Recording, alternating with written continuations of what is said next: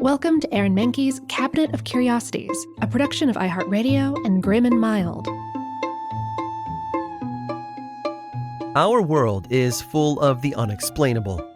And if history is an open book, all of these amazing tales are right there on display, just waiting for us to explore. Welcome to the Cabinet of Curiosities.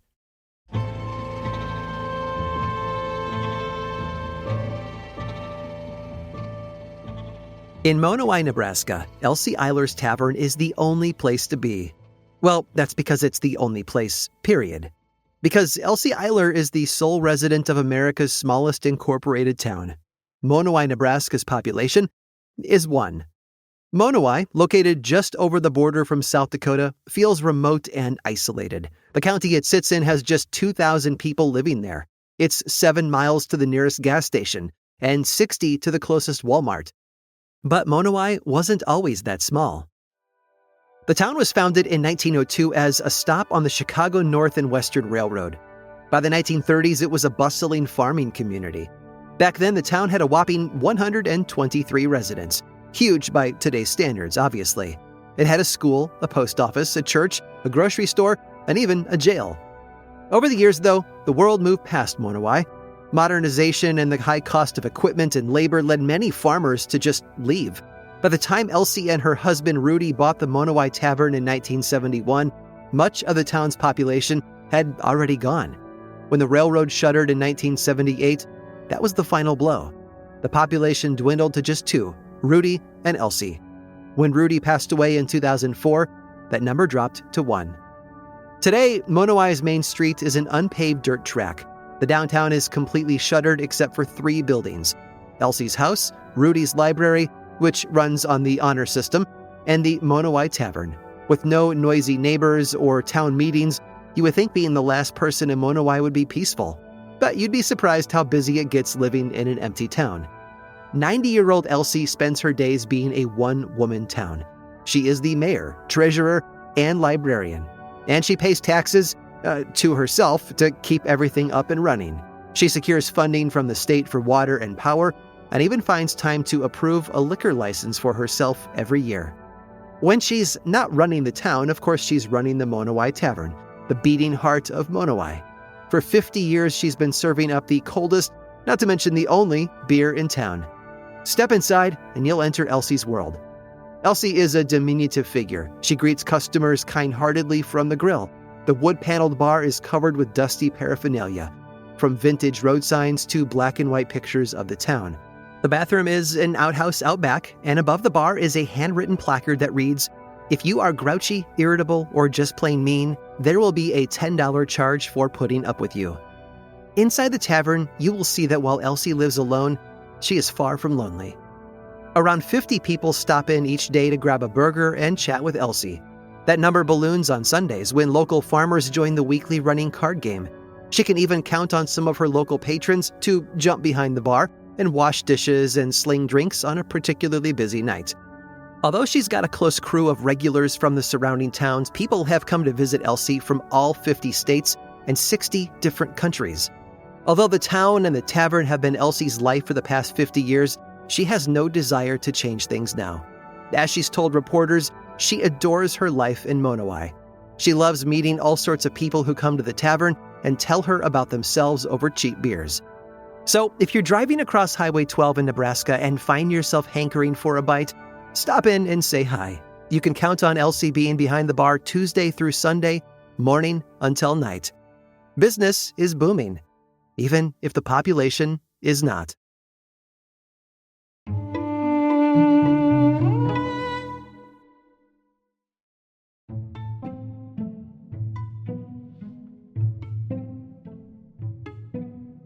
Visit London today, and you'll get the sense that the city doesn't truly awaken until after dark. From South Bank to Covent Gardens, dusk brings a flurry of activity. Pubgoers spill out of awnings and congregate on sidewalks. Tourists embark on midnight Jack the Ripper tours, accosted by hawkers and street performers, and on weekends, the night tube never stops running. But it wasn't always like this. Before the late Victorian era, poor street lighting made getting around at night difficult.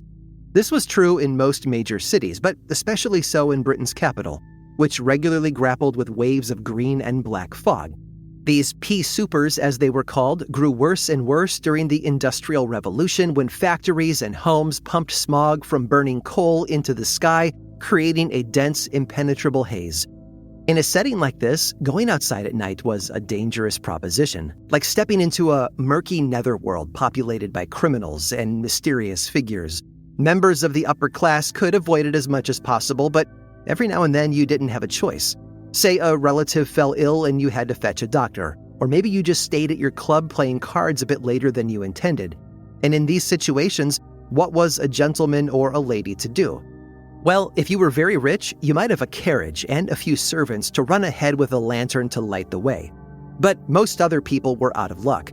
You couldn't hail a cab in those days, but you could do the next best thing. Call on the services of a link boy.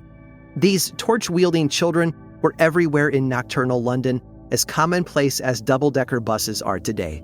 For a small fee, they would escort you to wherever you needed to go, providing light and directions so that you wouldn't get lost on the way. The name link boy comes from an outdated term for the cotton wick on torches that they used. They worked long hours for pitiful pay, typically charging just 1 farthing per trip. That would be roughly a quarter of a penny in today's money. So perhaps it's not surprising that some bolstered their income by partnering with thieving gangs. It was an easy task for a link boy to lead their clients in the wrong part of town, where older, more dangerous criminals were lying in wait. It's hard to say how often this actually happened, but it was a common enough fear that the link boys quickly gained a reputation for trouble. Over time, they became almost mythical figures representing the dangers that haunted London's streets. They were viewed as impish will-o'-the-wisps who were more likely to lead you to your death than to your destination. But however society saw them, the link boys were never demons. Almost all of them were young males who had fallen through society's cracks. Many were orphans trying to survive on the fringes of a city that had never loved them. Each night, they faced dangers that terrified the city's adults without any kind of supervision or protection. Around the end of the 19th century, electric streetlights were gradually installed around London. These street lamps were significantly more powerful than the gas lamps that had preceded them and far more effective at cutting through the city's infamous fog. As a result, getting from point A to point B became easier, and the demand for link boys plummeted. Soon, they vanished entirely. The children who had once lit up London's foggy streets would now earn their bread like the rest of the city's poor, toiling away in dangerous factories. Today, the link boys are all but forgotten. The best evidence that they once existed at all is the metal cones which can still be found outside older London houses. Link boys would use these devices, called snuffers, to put out their torches after delivering a client home. And thankfully, they live on in a popular expression that we all know today. If someone wanted to say that a person they knew wasn't good enough to be their link boy, they would say, "You can't hold a candle to them." It's yet one more piece of evidence of how these children were used, demonized, and forgotten. They deserve to be remembered for their resourcefulness, their enduring spirits, and still burning long after the city closed its eyes. I hope you've enjoyed today's guided tour of the Cabinet of Curiosities. Subscribe for free on Apple Podcasts or learn more about the show by visiting curiositiespodcast.com. This show was created by me, Aaron Mahnke, in partnership with How Stuff Works. I make another award-winning show called Lore, which is a podcast, book series, and television show, and you can learn all about it over at theworldoflore.com. And until next time, stay curious.